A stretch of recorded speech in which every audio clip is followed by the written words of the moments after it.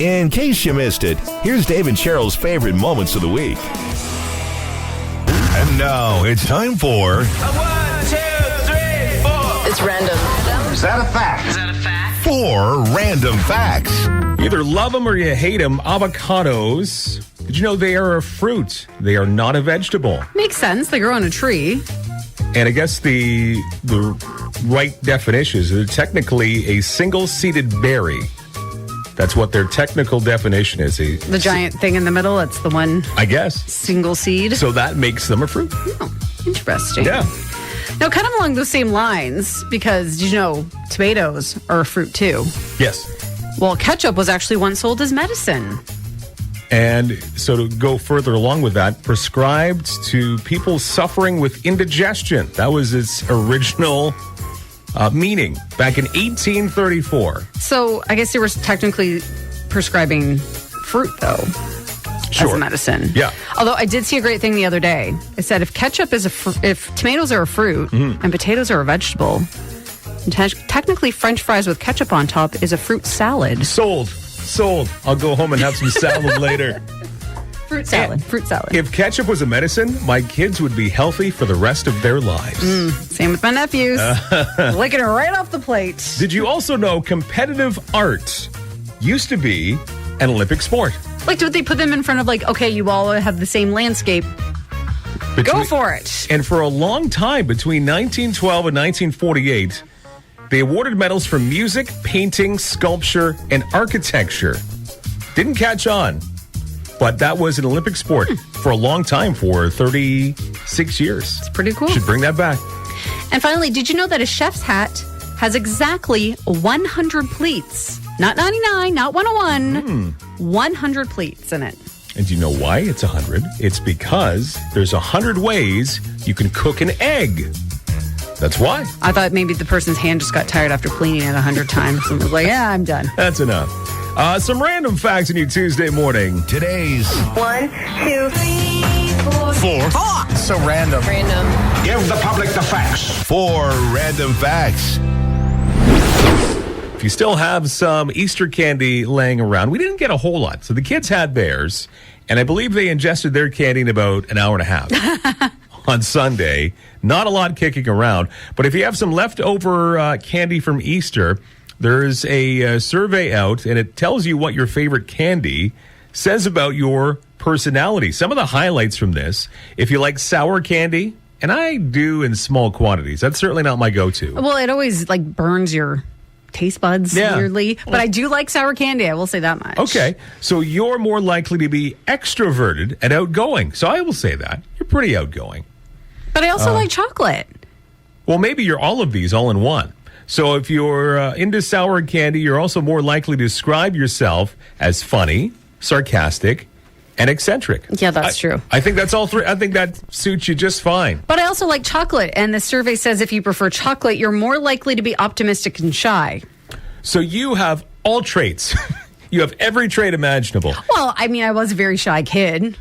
But you've kind of grown out of it. So also from this survey, people who like mint-flavored candy. Now, I'm not sure if that's mint chocolate or just straight mint, which is weird. You're most likely to describe yourself as a thoughtful person in general. Yeah, mint is not my go-to. No, not if it's straight mint, right? Now, do you eat candy every day? Certainly not. No. Apparently, 27% of people say, yeah, they Okay. do. 75% said at least once a week. I'm definitely in that category. Definitely once a week. Every day, no, that's a little bit too much for me. And people who eat candy every day are much more likely to be night owls. So maybe that explains why I shouldn't be eating candy every day. Because all that sugar probably keeping up half the night. So if you have some leftover Easter candy, if you're consuming that today, something to think about. Your preferences might lead to your personality traits. And now it's time to put some good in your morning. The good news brought to you by Almar Home Improvements. 519-351-5666. Man, this is such a great story. About a year ago, a county jail in Utah started letting inmates spend time with unadoptable dogs and help to train them. Yeah, so the inmates would train the dogs and get them ready to be adopted. And it's been a huge success. 28 dogs in total have gone through the program, and everyone that has come out of it ready to be adopted, 7 of which were adopted by inmates after they were released from jail. And this is my favorite part. There's even actually a couple of cases where the prison guards sort of set up a fund, pooled their money to help those inmates once they got released cover the adoption fees. Oh, man, this is such a great idea. And I hope this is the type of program that spreads across North America, because you've got, therapy dogs that help people in so many walks of life. Why not help out inmates at the same time, too? Mm-hmm. And then it sort of gives them more skills, right? So that when they do get out, maybe they can get a job at working at an animal shelter, an animal rehabilitation clinic. Oh, such a great story. All right, well, from that, we go to a cat story. There's a stray cat in Denver named Socks that seems to hang around a lot around Coors Field, where the Colorado Rockies play. And she was in the news last year. Someone caught her and took her to the vet so that they could do an emergency surgery to remove a tumor. They released her back out around the ballpark again because she's too feral at this point to be, adopted out. But her son is now in the news. A self-described crazy cat lady managed to catch him, and just because she wanted to go and get him fixed so that, there wasn't a stray cat issue. But it turns out he is friendly enough to be adopted. So he is now headed to a forever home and won't be on the streets anymore. I just can't handle cats being out there and suffering and reproducing. And so I'm super, super passionate. So this gives me a way to tell the whole world and tell them what we did and why we did it. I could tell that he was a little bit open to the idea of being tamed because he was giving me eye contact and he wasn't running away as fast as most ferals do. It's just a really good feeling. It makes it all worth it. Oh, those are great stories. There's today's good news. I was off for a few days, had to go up north. We moved our mother-in-law down south. We did see a moose, though, on the side of the road, in the middle of nowhere. That's cool. Yeah, it's scary. cool when they're on the side of the road and not on the road. But nothing like this. A bear spent hours trapped inside of a North Carolina woman's SUV and ended up smashing its way out through the windshield when it couldn't find any other way out. Yeah, this woman by the name of Ashley says she took her dogs out around 6:30 a.m. one morning, and she noticed the hazard lights on her vehicle were on, and the dogs were barking like something had spooked them. So she went to investigate and noticed there was a large black bear trapped inside her SUV. Guess she must have left it unlocked, and they opened it up and climbed in, but they got stuck inside, couldn't figure out how to get out, so he just smashed his way out through the front windshield. Yeah, a neighbor actually reported hearing the vehicle's horn honking around midnight, so meaning the bear had been trapped for over 6 hours. They said the bear fled with 2 cubs in tow. Her insurance company deemed the SUV a complete write-off, because the bear did some damage inside, obviously trying to get out, and then took out the windshield. It was starting eating the seats or something. Probably the electronics and everything else, too. Who knows? Hey, could you imagine getting a speeding ticket in the mail, but you're not the one who's pictured behind the wheel? That's what happened to this guy in Germany. He received a letter in the mail informing him of a speeding ticket. It was one of those speed cameras. The ticket was for only about $52, but apparently it wasn't him driving.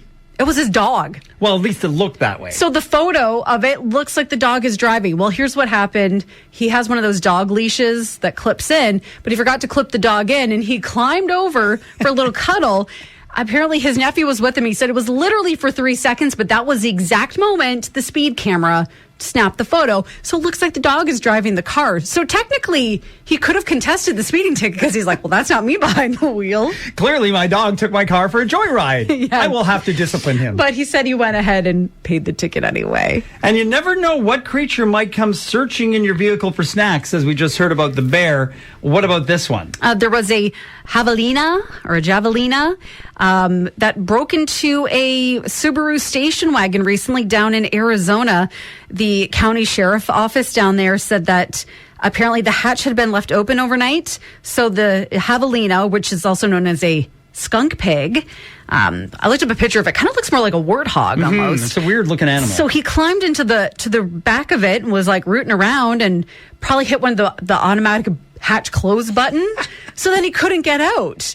So he was running around inside, managed to shift the car into neutral, and the vehicle rolled down the driveway across the road and came to a stop in front of some trees on the other side of the road. Well, thankfully, no one was hurt in that, right? That it hit another vehicle or anything like that. So the deputy opened the car's rear hatch And then the javelina escaped. The animal caused some damage to the dashboard and interior of the vehicle, too, all because of Cheetos. Yeah, because he smelled Cheetos and was like, I'm going to get some of those. I've had, well, it is 4:20 today, so maybe you just had the munchies. Well, there's a lot of people still stranded because of Sunwing Airlines and the third party that they deal with booking and trying to get boarding passes, that kind of thing. So they've been trying to write them out by hand. Their president's saying it's like being back in the 1970s. So you've got people stranded in Canada trying to go on vacation, still at the airport. Mm-hmm. And then on the other side, you've got people in the Caribbean that can't come home. Or in one couple's case, the plane, they were told, okay, it's not going to go. We've paid for you for another night. Go back to your resort. So they did. Then they come to find out the plane did indeed leave at midnight. So then they were kind of like, well, now what? They were like, well, you were supposed to be on that plane. You weren't. Like, but you told us to go back. Right? What a mess. So what can you do? Well, actually, there's one article that talks about some of the things you should know. Yeah, this one airline employee has 4 tips about how to make it less of a headache when your flight gets delayed or canceled. The number one thing is to download the airline's app on your phone and allow notifications. She says that they post updates there first, and sometimes they post them there first before they even tell the employees about it. So you'll find out before anyone else what the latest info is. There's also the websites you can go to where you can check out flights, too. So one of them is flightaware.com. Shows you where all the planes are in real time. So even before there's an official update, you might be able to tell if your plane's really going to be there when they think it is. Because a lot of times when they charter flights, it's you can't get on the plane until the plane gets there. Mm-hmm. So if the plane is still in, another country, it's going to be a while. Also, if you do get delayed, Google your airline bill of rights. That will tell you exactly what you are entitled to, like hotel rooms, flight vouchers, cash, that kind of thing. And if you call customer service, call the company you book through. So if you bought your tickets through one of those online sites, don't sit on hold, for hours with the airline. They probably won't be able to help you because they didn't directly book it. This is why sometimes it's almost better to book through a flight or not a travel agent. Yes, I totally believe in that. Because then you can email or contact your travel agent and they will do all the legwork for you. That's their job. And they sometimes have back channel contacts that they can go through too that you might not be aware of. Yeah, because they have all these connections in the travel industry. Absolutely. I mean, there's something to be said about do it yourself for certain things. But then there's other things like traveling, electricity, where I, defer to the experts and the people that know. When we traveled up north, we were stopping, obviously, at a lot of different spots along the way, a lot of Tim Hortons. And when we were in one of them, I had said to my wife, do you remember just reminiscing when Tim Hortons had the smoking bubble? And they had that little the glassed-in section. And then we started thinking about some other things, like when you go to a restaurant and it'd be, hey, do you want smoking or non-smoking? Because, of course, the smoke knew to stop at that one section. I mean, at least at Tim Hortons, it was like a glass bubble, section that they were in. With some ventilation, I guess. Well, then we came across this. People reminiscing and looking back and saying, man, if you're born after the year 2000, which would make you 22 this year, you probably don't know a lot of these things. Yeah, have you tried blowing in the Nintendo cartridge? Sometimes that works. Yeah, because the game wouldn't work right, so you'd have to pull it out, do that. Yep. Get off the phone. I need to use the internet. Yep. The joys of dial-up. And that noise it made, And just don't pick up the phone. Be kind. Rewind. Yeah, because you were supposed to bring the tapes back. Was there anything more frustrating than renting a movie and it wasn't rewound? I remember people buying specifically so that you wouldn't wear out your VCR a rewind machine. That would just rewind your tapes for you. I think we had one. I think one of my brothers had bought it for us one time. Can you pass me the phone book, please? I mean, phone books are still around, but they're sure not like they were. You can't use them to boost a kid up on a seat. No, it's more like for businesses, that kind of thing. If you would like to make a call, please hang up and try again. If you need help, hang up, then dial your operator. Or just about, how things have changed with phones. It's so hard to get angry on a cell phone and hang up. You can't, that satisfaction of slamming it down, no. Slamming the phone down. How about You've Got Mail? Oh, yes. One of the early ones. Or is that AOL? AOL. And then remember ICQ? Uh-oh. Whenever you get a message. Going off all the time. Yeah, and then MSN Messenger was a big one for a while after ICQ. How about multiple phones in the house and you get there first, you got to tell the other person in the house, hey, I got it. You can hang up now. Your mom would call, your mom would pick up the phone and be like, "It's your friend." And you run to another extension and pick it up, and you're like, "Okay, you can hang up." You don't have to listen. Stop listening to my conversations. How about this? Stop talking. I need to record this song so it can be my ringtone. Or paying for ringtones. You just were mentioning that too. Yeah, I remember friends in college because I didn't get my first cell phone, I think, until I was in second year. And I remember friends paying for ringtones. It wasn't much. It was like $1.50 or something. But even how far we've come in the last 22 years with cell phones in general and cameras on them. Mm-hmm. I mean, before, with even the original flip phones and stuff, it looked like you were taking a picture with a potato. Oh, they were terrible. And now your cell phone camera, it's better than the digital camera that I have somewhere in my house that I never use anymore because the camera on my phone is so much better and more storage too. How things have changed even in the past 20 years to where we are now. I always joke too that kids today don't know, they will never get that rush of you running to the bathroom and then one of your siblings yelling, "It's back on!" and you're hauling it across and hurdling the couch. Or if you didn't record the show, you just never saw it. You missed it forever. It was gone. Or about everything we have on our phones, too. I was thinking about that one day because I distinctly remember a math teacher in high school saying, if you don't know math, it's not like you're going to be walking around with a calculator in your hand. Look at me now. As a matter of fact. If you've got a dog, there might be times when they're cuddled up on, the couch or even their own dog bed. And you go and try and, kind of lay beside them. Mm-hmm. We've always had pretty good beds for our dogs because our old dog, he had, arthritis and stuff near the end. So we got him some of those memory foam type beds. And I remember laying beside him one time and I was like, wow, this really is comfy. Really? Well, now there's a couple of young guys out west that are taking it to a new level. These two college students from Vancouver have launched a new product on Kickstarter. It's a dog bed for people called the Ploof. Looks just like a dog bed, but it's bigger. Pluffle has a 4-inch thick memory and orthopedic foam, so you can upgrade your napping experience. It also makes you feel secure and safe in a way that beds, couches, and beanbags just don't. So the two guys say they're both big nappers. One of them recently saw a custom bed that a friend made for their Great Dane, realized that it was almost big enough for a person to sleep on. So they've described it as dog beds made to human standards, memory foam, ultra soft, fake fur cover. They're not cheap, though. No, they are going to be starting around $350. Eventually, they're going to sell them for $500. I mean, for that price, you could just go out and get a twin mattress. Well, it seems like a lot of people are interested, though, as much as you might shake your head at this and laugh. They were hoping to raise $25,000 on a Kickstarter to, really launch the business. They've already raised over $100,000. But you're not going to get it anytime soon. The first orders won't be shipping out until November, so just in time for Christmas. I think they're going to hit a home run with this. Here's the thing, though. This is great if you're under 40. Because you're just going to put it on the ground, and you're like, well, they're pretty poofy. And I was like, yeah, but you still have to get up off the ground. You get to a certain point in age where you need to make a plan for how to get up off the ground if you're going to go down on it. Yeah, I mean, there's certain people that will definitely buy this, and it's an idea I think that's going to make them some money. However, the dog's okay, I think, on her bed, and that's why my couch is there. Chatham Kent's Country CFCO. It's Earth Day today. And you don't have to save the world. Maybe you can just make a difference right in your own home. So we've got a couple tips for you, eco-friendly things you can do around your house that will make a difference. Like turn the faucet off when you're brushing your teeth or washing your face.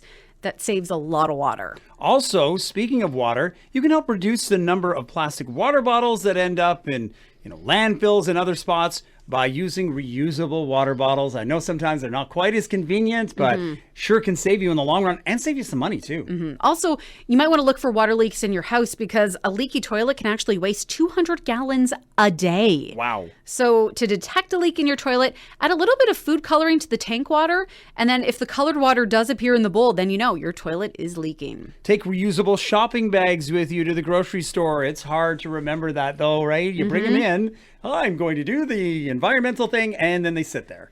Or you forget to put them back in the car, or you forget to take them out of the car and into the store. You know what? Now that they're charging, though, for it, I feel like a lot more people are bringing their own reusable bags. Some places are charging 50 cents a bag now. Wow, that's a lot. And finally, another thing you can do to help save the environment, when possible, walk or bike instead of driving. I mean, if you're just running to the store to grab a couple of items, and you've got the time, go for a short walk. You get some exercise, too, while you're at it. And, if you want to take on something even a little bit bigger, go around your neighborhood, find a park, maybe clean up that area with the kids and get it, everyone together.